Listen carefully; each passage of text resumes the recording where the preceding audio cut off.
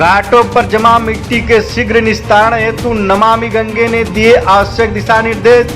बाढ़ के बाद गंगा घाटों पर जमा मिट्टी के त्वरित और शीघ्र निस्तारण हेतु मिट्टी की सफाई कार्य में लगे हुए नमामि गंगे द्वारा नियुक्त विशाल प्रोडक्शन फोर्स के कर्मचारियों को आवश्यक दिशा निर्देश दिए।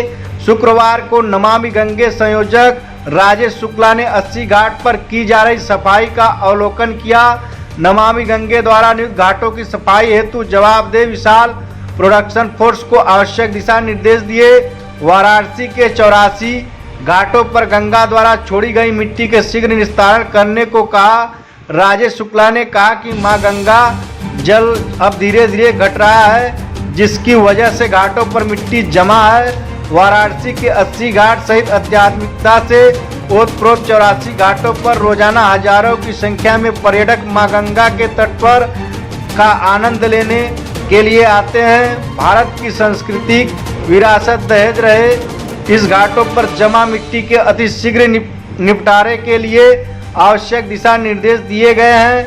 नगर निगम के संयोजक में विशाल प्रोडक्शन फोर्स द्वारा वाराणसी के घाटों पर जमा मिट्टी के शीघ्र निस्तारण की व्यवस्था की जा रही है। हमारा प्रयास रहेगा कि घाटों पर जमा मिट्टी का अति शीघ्र निस्तारण हो जाए। 80 घाट पर राम जन्म राजकुमार वीरेंद्र निषाद और नमामि गंगे द्वारा नियुक्त कर्मचारियों गण मिट्टी के निस्तारण कार्यों में लगे रहे। हर गंगे नमामि गंगे।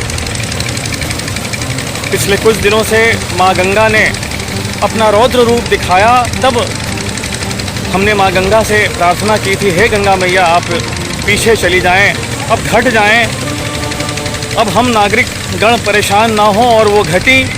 लेकिन अपने पीछे वह अब उपजाऊ मिट्टी छोड़ गई हैं, जिसको कि नमामि गंगे की तरफ से सब साफ सफाई की जा रही है। 80 घाट पर यह दृश्य है और आप देख रहे हैं कि यहाँ पर